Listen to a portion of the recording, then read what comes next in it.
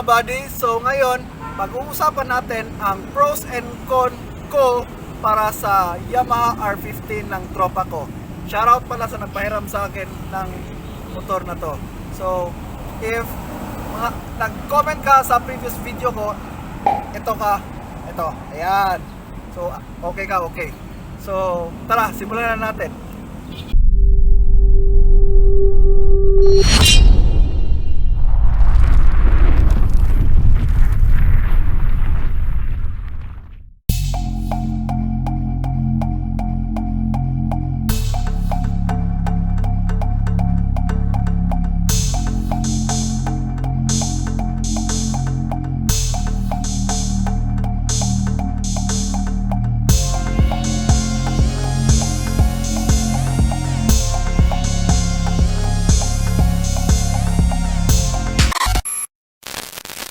So ang first pro na naobserbahan ko dito is ito, assist and slipper. Ang ibig sabihin niyan, meron siyang assist clutch at saka slipper clutch. Sa mga hindi nakakaalam, yung slipper clutch, ano siya, yung malambot siya pag gamitin. So okay yon. So ang second pro, ang gulong niya, wide siya, so stable siya at high speed pag gagamitin ito. Anong size ba nito? Ang size nito is 140 by 70 by 17. So 17 inches siya. Ang laki ng ang mags niya at saka 140 by 70 yung size ng gulong niya. And maganda rin itong parang red strip na to. Ano to siya? Parang reflectorized to. So okay yun.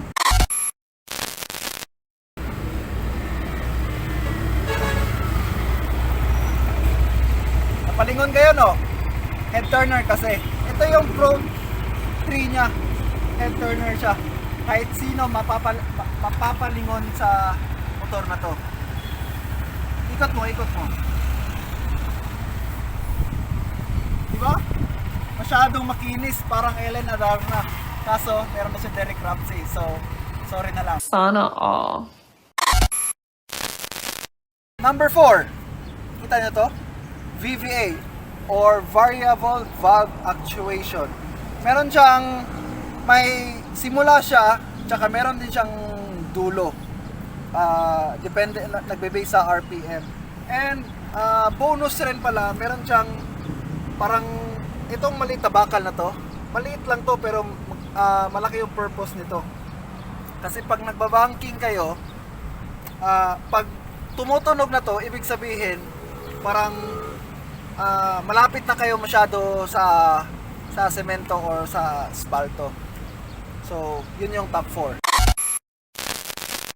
So, panghuli na pro na para sa akin is yung panel gauge niya. Dali, lapit kayo. So, pag i-on natin to, tingnan nyo yung lalabas Hi Badi, nakita nyo ba yun? Ulitin natin.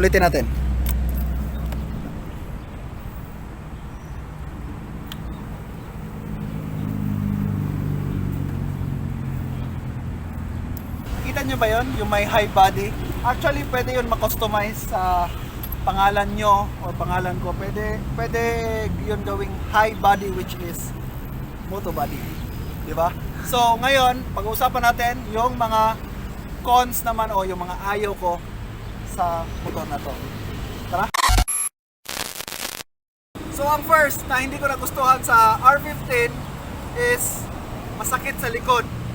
Kung galing kayo sa scooter, which is naka-upright, talagang maninibago kayo sa R15 kasi sports bike siya. Nakadapa kayo, which is kailangan nyo yung paa dapat nakayakap sa tangke niya para mag-grip mo ng maayos. So yun yung first, nakakangalay sa likod. Pangalawa na ayaw ko sa R15, nakikita nyo naman ako, naka flat foot ako, pero 5'10 ako. So yung mga smaller riders na yung typical typical Filipino height, which is siguro 5'5", 5'6", medyo mahirapan dito. Actually, itong upuan na to, tinabasa na to ng at least 3 inches daw, sabi nung may-ari.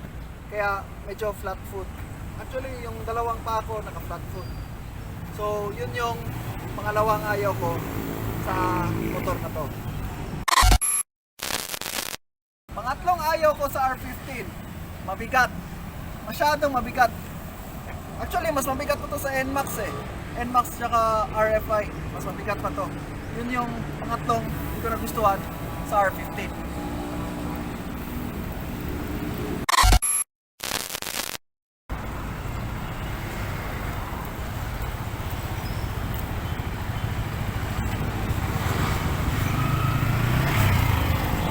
Grabe. Ang pang-aapat na hindi ko nagustuhan sa R15 is mahirap siya iliko. Yan yung steering niya, steering radius niya. Maiksi lang kung i-compare sa ibang motor. So mahirap siya iliko. Katulad nyo, nakita nyo, di ba? Kailangan ko pang i-atras pagkatapos kong iliko ng malaki para maikot ko siya na maayos. Diba? So, alis na ako. Pagbalik ko, yung panghuli na hindi ko nagustuhan, okay?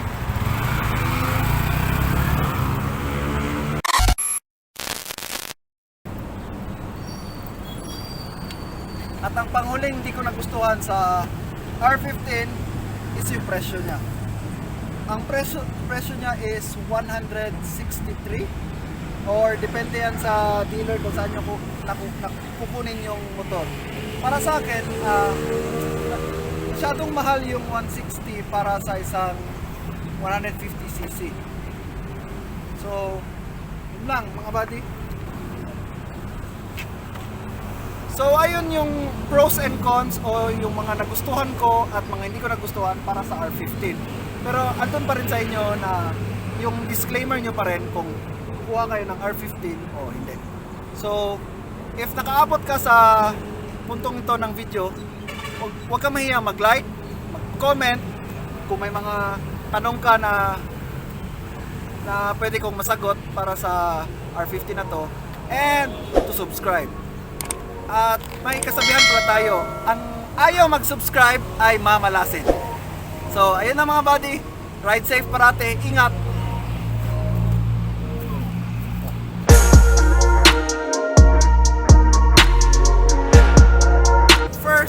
Na hindi ko nagustuhan sa R15